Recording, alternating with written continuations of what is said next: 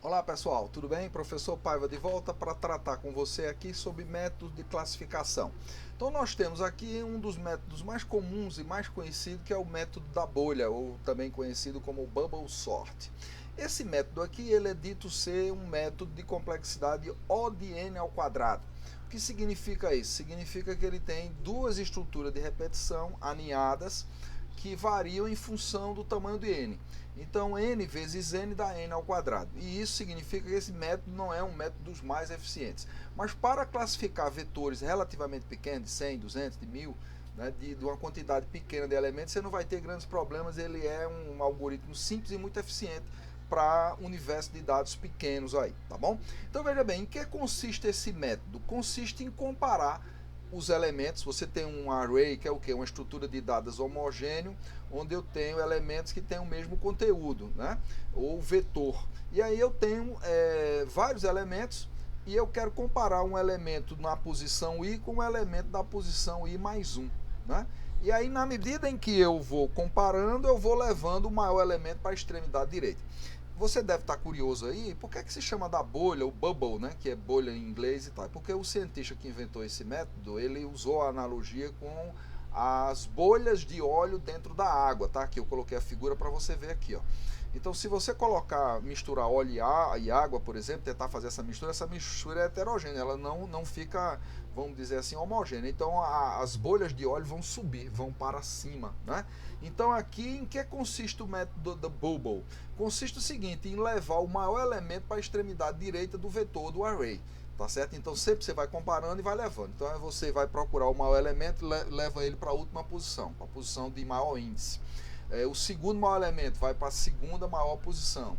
O terceiro e assim sucessivamente até você classificar. Então você fica repetindo esse processo até que você não consiga mais fazer troca. Se você não consegue trocar é porque o vetor ou o array está classificado, tá? Então vamos dar uma olhada aqui no código. Esse código está em Python, tá? Você pode fazer em JavaScript, pode fazer em Java, fazer em C, em qualquer outra linguagem, mas para simplificar a gente botou aqui em JavaScript. Então eu tenho aqui um array, tá certo? Ele tem n posições, varia de 0 a n menos 1.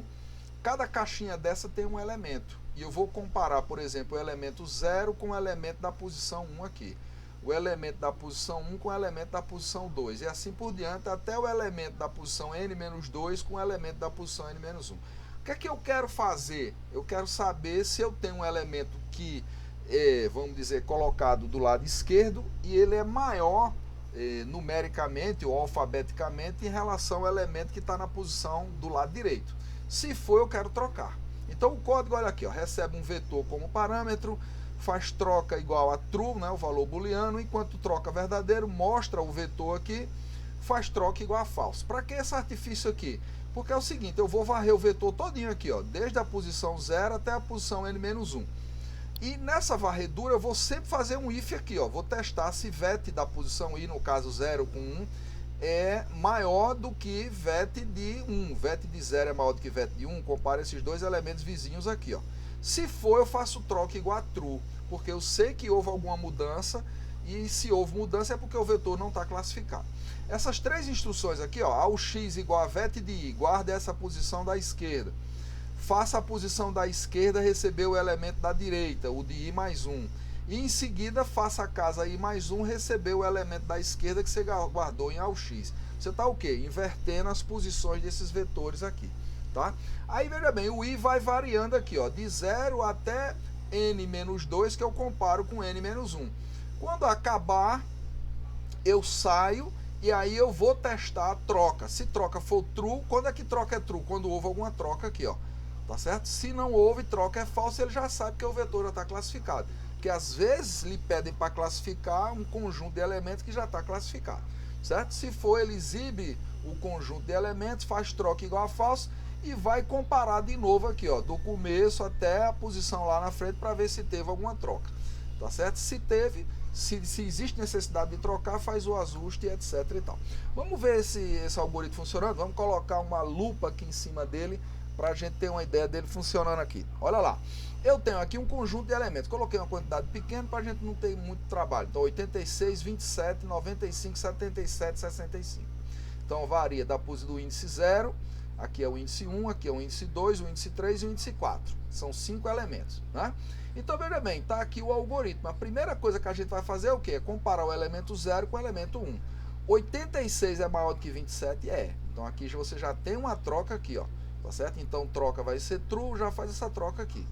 Aí, veja bem, em seguida ele vai comparar o segundo elemento, que é o elemento da posição 1, que vale 86 agora, com o terceiro elemento, que é 77, e está no índice 2. 86 é maior que 77? É, então troca de novo.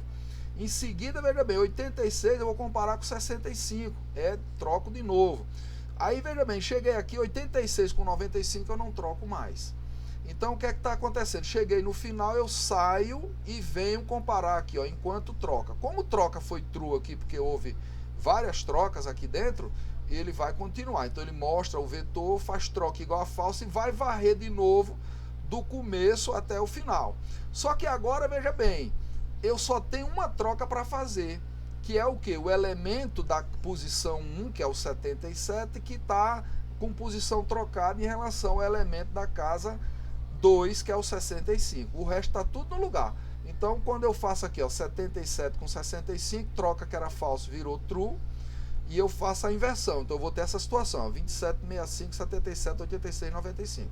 Então, ele sai comparando aqui até chegar no final. Não tem mais troca, ele sai, tá certo? Troca é verdadeiro porque houve uma troca pelo menos, ele tenta trocar de novo, faz falso aqui, não troca nenhuma vez. Quando ele voltar, enquanto troca é falso, ele sai, acabou a rotina de classificação, tá certo? Então eu quero que você veja, tem um vídeo aí, o próximo vídeo é um vídeo onde a gente coloca vários métodos de classificação para você treinar. Você pode baixar o código, tá lá no nosso GitHub, tá? E aí você pode praticar para consolidar de vez isso aí. Importante a gente dizer, ó, que esse código aqui, ele tem uma repetição aqui e tem outra repetição. Essas duas repetições aqui, elas trabalham em cima do tamanho do universo de dados, que é N. Eu tenho N elementos. Então, eu tenho O de N e aqui dentro eu tenho O de N. O de N vezes O de N dá O de N ao quadrado, né? E isso aqui é o que? É a complexidade desse algoritmo aqui, tá bom? Tá legal? Então, no mais, um grande abraço, curta, veja o outro vídeo aí, executa o programa para você consolidar de vez essa teoria aí do método de classificação da bolha. No mais, grande abraço e até a próxima.